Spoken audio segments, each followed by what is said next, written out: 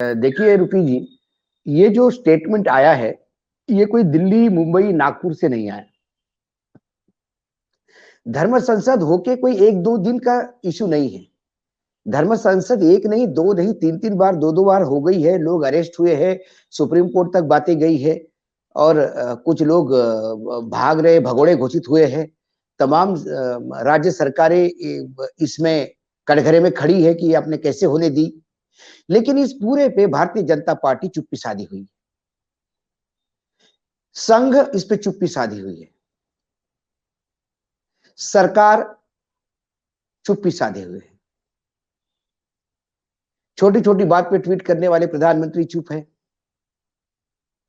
अपने आप को सरदार वल्लभ भाई पटेल की विरासत को आगे ले जाने की बात कहने वाले गृह मंत्री इस मामले में चुप है, क्योंकि मूलतः धर्म संसद का आयोजन ही उत्तर प्रदेश के चुनाव को लेकर किया गया था। इसका फोकस ही था कि ध्रुवीकरण कहीं ना कहीं किया जाए। ध्रुवीकरण के कई पहलू होते हैं, इस ऐसे सिर्फ एक जगह ध्रुवीकरण की कोई पार्टी लाइन नहीं लेती। और खासकर जब बीजेपी जब चुनाव रणनीति में होती है तो संघ और संघ के बाकी आउटफिट एक काम करते हैं। बाकी प्रायोजित तथाकथित एनजीओज या तथाकथित महामंडलेश्वर, ये काम उनको दिया जाता है कि आप ये धर्म संसद करो। इसके पहले क्या धर्म मतलब दो अभी चुनाव अनाउंस हो गए और धर्म के बारे में परिभाषित करने के लिए संसद का आयोजन होना शुरू हो गया। हमारे यहाँ सबसे पहले यदि धर्म संसद कब लगी होगी तो वो इंदिरा गांधी के अनुशंसा से लगी थी, जब तमिलनाडु के एक गांव में आज से कई साल पहले 19 फरवरी 81 में मीनाक्षीपुरम में पलार समाज के 180 लोगों का धर्म परिवर्तन हुआ था। वो दलित थे, उन्होंने दूसरा मुस्लिम धर्म अपनाया था। तब इंदिरा जी ने ज्ञानी से जैन सिंह को आदेश दिए थे जांच की कैसा हुआ। और फिर डॉक्टर करण सिंह जो हिंदू धर्म का एक एसोसिएशन था जिनके अध्यक्ष थे, उन्होंने क्योंकि उन्होंने जब रिसर्च में इन्वेस्टिगेशन में ये पाया कि इसका जो मूल है वो केरल में है, तो केरल के कोच्चि में 5 लाख लोगों की पहली धर्म संसद उन्होंने ऑर्गेनाइज की थी।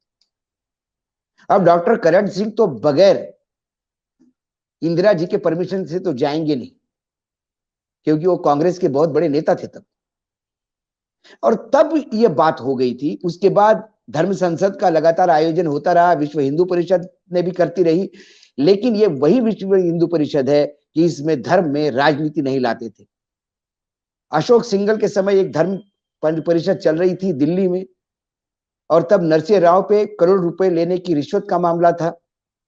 जब धर्म संसद में किसी ने बोलते हुए इस मामले का जिक्र किया तो अशोक सिंघल उठ के तड़ाक करके माइक पे गए और उन्होंने कहा कि ये फोरम वो डिस्कशन करने का नहीं, या धर्म से रिलेटेड बातें होगी और अपने धर्म से रिलेटेड बातें होगी।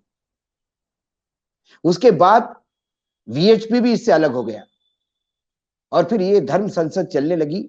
और ये बराबर चुनाव के समय ये धर्म संसदों का आयोजन करना, इनके वीडियोस वायरल करना और हिंदू धर्म को पोलराइज करने की बात होती है। तो आप धर्म संसद अपने यहाँ कट्टर हिंदुओं से ऐसे स्टेटमेंट दिलवाओ जिसमें हिंदुओं में आग लग जाए, सारा हिंदू धर्म परेशान हो गया, आने वाले समय में हम पाकिस्तान में चले जाएंगे।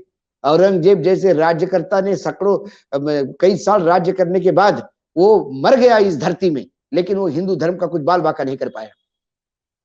अंग्रेज आए, कई आक्रांता आए, हजारों साल की इतिहास है इस धर्म का, विरासत में मिला है हमें। इतना कमजोर नहीं है हिंदू धर्म की कोई भी आए और 2-4 लोग आए और कुछ बोल के हिंदू धर्म खत्म कर दे।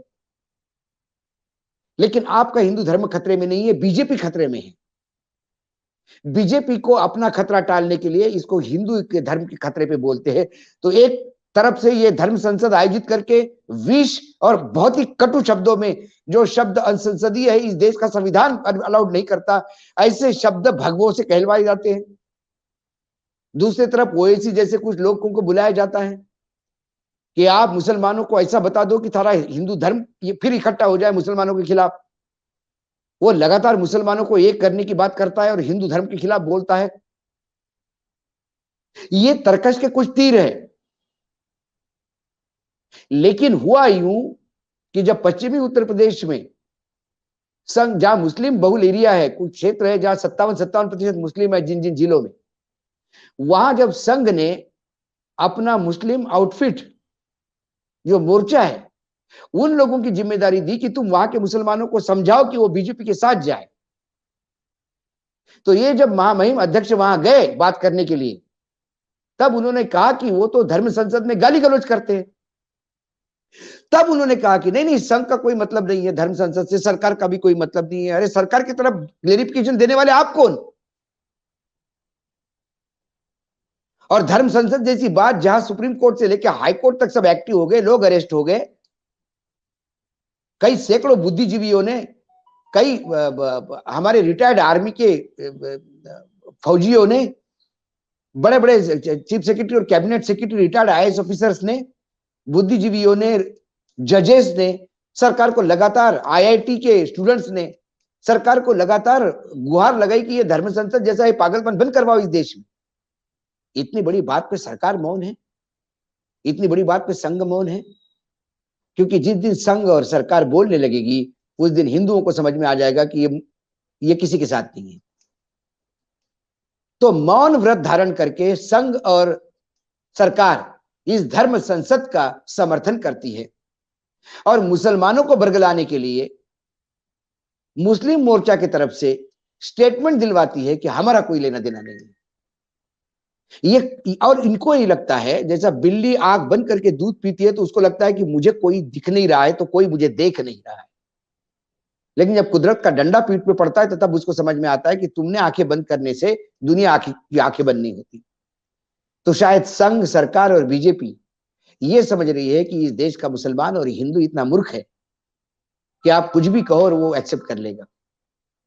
यही कारण है कि कभी अखिलेश के एक इकोनॉमिक्स टाइम के दिए हुए इंटरव्यू को गलत कोट करके संबित पात्रा सीना पीट पीट के आलाप करते हैं कि उन्होंने पाकिस्तान को दोस्त कहा, तो कहीं जिन्ना के नाम से कहते कि आप जिन्ना बोला था, आप वही चले जाइए पाकिस्तान में। कभी ये होता है कि यहां यदि आप बीजेपी हार गई तो पाकिस्तान में फटाके फूटेंगे। ये बातें बार बार पाकिस्तान इसलिए लाया जाता है, हिंदू मुसलमान इसलिए लाया जाता है क्योंकि आपको पोलराइज करना है, आपको 20-80% जो हिंदू है उसको आपको लाना है। यही कारण है कि गृह मंत्री अपनी door to door campaign Kairana से शुरू करते हैं और बार बार इस बात को रेखांकित करने का प्रयास करते हैं कि कैराना में लोगों का पलायन हो गया था। ये पलायन कहाँ हुआ था और किसका हुआ था ये अभी तक बता नहीं पाया कोई, और जिसने आरोप लगाए थे उसने आरोप भी वापस लिए थे। लेकिन आपको ये कहना है कि कैराना में पलायन हुआ था, हम पलायन नहीं होने देंगे। और यदि पलायन की इतनी ही चिंता है तो मैंने आज फिर कहा और मैं फिर दोहराता हूं इस बात को, यदि पलायन की इतनी चिंता है देश के गृह मंत्री को, तो उत्तराखंड में भी 5 साल उन्हीं की सरकार थी और सैकड़ों गांव भूता गांव हो गए, गांव के गांव पलायन कर चुके। आप वहां पे जाइए जी, आपको पलायन यहां पे इसलिए याद आता है क्योंकि यहां फिर आपको हिंदू मुसलमान करने की बात होती है। उत्तर प्रदेश की जनता अब हिंदू मुसलमान पे इरिटेट नहीं हो रही है, हिंदू मुसलमान के ट्रैप में नहीं आ रही है, इसकी छटपटाहट है बीजेपी को। इसलिए ऐसे वक्तव्य मुसलमानों को रिझाने के लिए धर्म संसद गलत है और हिंदुओं को बोलने के लिए धर्म संसद सही है। ये जो रोज इधर की उंगली उधर, उधर की, वो जो बच्चे बचपन में खेलते हैं इधर की उंगली उधर, उधर की उंगली इधर करते हैं, वैसा खेलने का प्रयास कर रहा है। लेकिन उत्तर प्रदेश की जनता अशिक्षित हो सकती है, परेशान हो सकती है, बेरोजगार हो सकती है, गरीब हो सकती है कि 5 किलो अनाज के लिए लाचार भी हो, लेकिन मैं ये नहीं मानता कि वो बुद्धिमान नहीं है। मतदान का प्रयोग वो बुद्धिमत्ता से ही करेगी।